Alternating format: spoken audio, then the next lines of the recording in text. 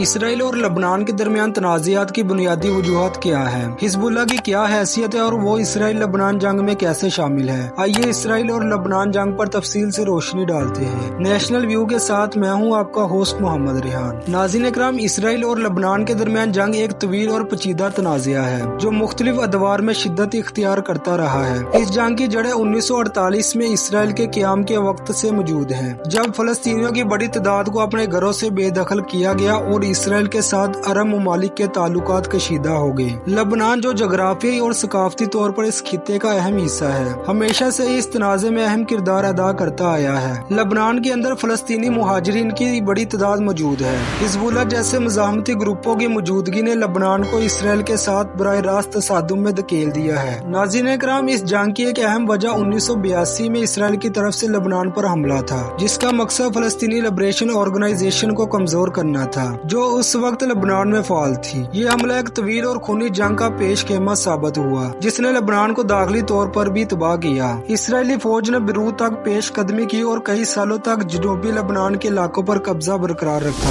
اس دوران حزب اللہ جو ایک مسلح تنظیم ہے، اس نے اسرائیل کے خلاف مزاحمت کی اور جلد ہی ایک مضبوط قوت کے طور پر ابھری۔ ناظرین اکرام، 2006 میں اسرائیل اور حزب اللہ کے درمیان ایک اور بڑی جنگ ہوئی، جس کا آغاز حزب اللہ کی جانب سے اسرائیلی فوجیوں کے اغوا اور قتل کے بعد ہوا۔ اس جنگ میں لبنان کو شدید نقصان اٹھانا پڑا۔ اسرائیلی فضائی حملوں نے لبنانی بنیادی ڈھانچے کو تباہ کر دیا تھا، جبکہ حزب اللہ نے بھی اسرائیل پر میزائل حملے کیے۔ اس جنگ میں ہزاروں لبنانی شہری ہلاک یا زخمی ہوئے، جبکہ لاکھوں افراد بے گھر ہوئے۔ اسرائیل کو بھی جانی و مالی نقصان اٹھانا پڑا، لیکن دونوں طرف سے کسی بھی مستقل حل تک پہنچنے میں ناکامی رہی۔ ناظرین اکرام، اسرائیل اور لبنان کے درمیان جاری کشیدگی میں حزب اللہ کا کردار مرکزی حیثیت رکھتا ہے۔ حزب اللہ جو ایران اور شام کی حمایت یافتہ تنظیم ہے، لبنان میں ایک اہم سیاسی اور فوجی قوت ہے۔ اسرائیل حزب اللہ کو ایک دہشت گرد تنظیم سمجھتا ہے اور اسے اپنی قومی سلامتی کے لیے بڑا خطرہ تصور کرتا ہے۔ دوسری طرف حزب اللہ اپنے آپ کو لبنان کی آزادی اور اسرائیلی جارحیت کے خلاف مزاحمت کا علم بردار قرار دیتا ہے۔ دونوں فریقین کے درمیان وقفے سے تصادم ہوتا رہا ہے، لیکن بڑے پیمانے پر جنگ کی بجائے عموماً محدود نوعیت کی فوجی کارروائیاں کی جاتی ہیں۔ ناظرین اکرام، اسرائیل اور لبنان کے درمیان جنگ نہ صرف ان دونوں ممالک تک محدود ہے، بلکہ اس کے اثرات پورے مشرق وسطیٰ میں بھی محسوس کیے جاتے ہیں۔ اس تنازع میں ایران، شام اور امریکہ جیسی عالمی طاقتیں بھی ملوث ہیں، جو اس خطے کی سیاست اور سلامتی پر اثر انداز ہوتے ہیں۔ ایران اور حزب اللہ کی حمایت میں پیش ہے، جس سے اسرائیل کو خدشہ ہے کہ ایران کی بڑھتی ہوئی مداخلت اس کی سیکیورٹی کے لیے مزید خطرات پیدا کر سکتی ہے۔